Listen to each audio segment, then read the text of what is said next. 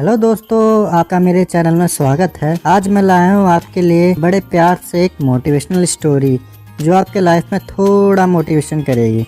तो चलिए स्टार्ट करते हैं। स्टार्ट करने से पहले मेरे नए चैनल को प्लीज़ सपोर्ट कीजिए और सब्सक्राइब कीजिए ताकि ऐसे ही वीडियो मैं आगे भी आपके लिए ला सकूं। इस दुनिया में सबसे ज़्यादा पावरफुल चीज़ एक ह्यूमन कनेक्शन होता है। कहा जाता है अगर आप किसी आदमी की असली पावर देखना चाहते हो तो उसके फ्रेंड से जज कर सकते हो। एक सेइंग है इंग्लिश में, it's not what you know, it's who you know. ये आजकल की दुनिया में बहुत रेलिवेंट है और आप इसका फ़ायदा उठा सकते हैं। काफ़ी लोग बहुत फ्रेंडली लोगों के बारे में बहुत बुरा भला कहते हैं। मैं भी इस बुक को पढ़ने से पहले यही सोचता था। मैं सोचता था कि इस तरह के लोग सिर्फ चमचागिरी ही करना जानते हैं, और हाँ, और कुछ हद तक ये बात भी सही है। और इस तरह के लोग धोखा दे सकते हैं, लेकिन ये बुक आपको चमचा बनने को नहीं कह रही।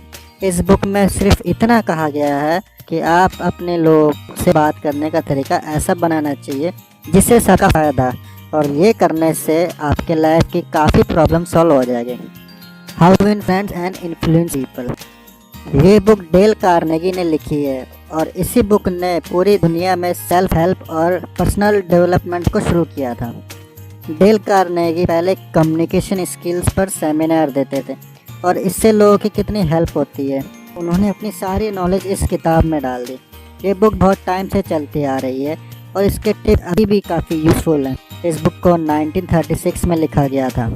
अब मैं आपके सामने 5 टिप्स शेयर करूंगा जो आपको आज ही रिजल्ट्स देंगे। नंबर 1, आप दूसरों लोगों में असली में इंटरेस्टेड हो जाइए। ज़्यादातर लोग अपने आप को सबसे ज़्यादा इंटरेस्टिंग समझते हैं। आपके और उनके इंटरेस्ट सेम नहीं होते हैं।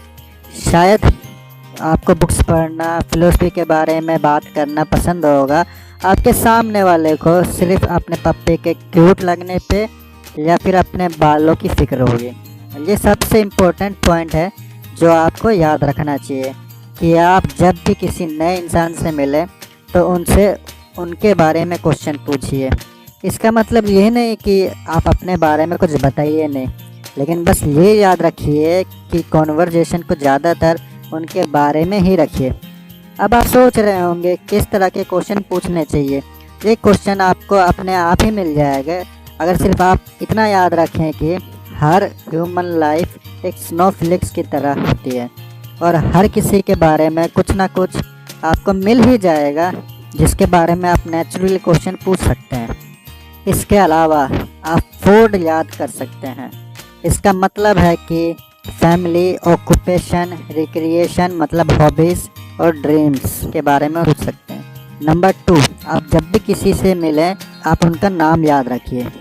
किसी भी लैंग्वेज में सबसे ज़्यादा इम्पोर्टेंट वर्ड हमारे लिए हमारा खुद का नाम होता है। अगर आपको नाम याद रखने में डिफ़िकल्टी होती है तो आप उनसे स्पेलिंग, मीनिंग और प्रोनाउंसिएशन पूछ लीजिए। ये क्वेश्चन पूछने से आपके दिमाग में उनका नाम अच्छे से याद हो जाएगा। अगर आप किसी से बहुत दिनों बाद मिलते हैं और उनको आपका नाम याद रहता है तो आप उन्हें ज़्यादा लाइक करने लगते हैं। इस स्टार्ट को आप अपने एडवांटेज के लिए यूज़ कर सकते हैं। थर्ड पॉइंट, कभी किसी को डायरेक्टली मत बताइए कि वो गलत है। मैं ये गलती हर टाइम करता था। जब भी मैं किसी को कुछ गलत कहते हुए सुनता था, कोई वर्ड को गलत तरीके से प्रोनाउंस करना सुनता था, तो मैं उन्हें फ़ौरन का फ़ौरन करेक्ट कर देता था। मैं उस आदमी को उसी टाइम बताता था कि वो गलत है, हालांकि मुझे पता था कि मैं सही चीज़ कर रहा हूँ। अगर कोई गलती कर रहा है तो उसे मुझे थैंक्स बोलना चाहिए, ना कि मैं उनकी गलती बता रहा हूँ। नहीं, ज़्यादातर लोगों को ये अच्छा नहीं लगता है कि उनको बताया जाए कि वो गलत है। कभी भी किसी को ये डायरेक्टली नहीं बताइए। अगर आपको बताना ही हो तो बहुत ही पोलाइट तरीके से बताइए। दूसरे आदमी को अपनी इज्जत बचाने दीजिए। अगर आप किसी को एम्बैरस करके ये बताएं कि वो गलत हैं, आप सिर्फ उनको ही नहीं एम्बैरस कर रहे हैं, आप एक दोस्त भी लूज़ कर सकते हैं। दूसरे आदमी को आप अपने आसपास अच्छा फील कराइए। कभी उनको डायरेक्टली मत बताइए कि वो गलत है, और अगर करना पड़े तो उसको एक अच्छे तरीके से पोलाइटली बताइए। Point number 4, give a dog a good name. अब ये एक बहुत ही क्लासिक टेक्निक है। मुझे याद है जब हम स्कूल में होते थे तो टीचर सबसे बदमाश लड़के को क्लास मॉनिटर बनाते थे और ये बना के वो लड़का एक्चुअली कभी कभी रिस्पॉन्सिबल हो जाता था, क्योंकि अब उसको अच्छी पोजीशन दे दी गई है। इसी तरीके से अगर आप चाहते हैं किसी का बिहेवियर इम्प्रूव हो तो आप ऐसे एक्ट कीजिए कि वो ऑलरेडी ही अच्छे हैं। इस तरीके से आप उनको एक अच्छी रेपुटेशन दे के उनको आप ट्रिक कर सकते हो अच्छा बिहेवियर लाने में। ज़्यादातर लोग बस मिसअंडरस्टूड फील करते हैं। जब उन्हें लगता है, जब उन्हें फाइनली कोई समझ सकता है तो वो अपना दिल खोल के आपकी किसी भी तरीके से मदद करना चाहेंगे। और लास्ट में है, आप अपनी खुद की मिस्टेक को एडमिट कीजिए। अपनी खुद की मिस्टेक एडमिट करने से लोगों का ट्रस्ट आप पे बढ़ जाता है। ये सबसे बड़ा तरीका है ये दिखाने का कि आपको पता है कि कोई भी परफेक्ट नहीं होता है। अगर आप किसी बच्चे को सुधारना चाहते हैं और उसको इतना लाउड होना, बदमाशी करने से रोकना चाहते हैं, तो आपको ये बताना चाहिए कि एक टाइम था कि आप भी उसी की तरह थे।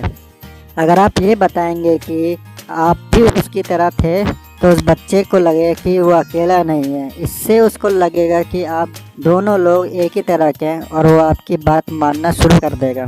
किसी को एडवाइस देना और उनको गलती को सही करना और बहुत आसान हो जाता है अगर आप पहले अपनी खुद की गलतियां बताएं।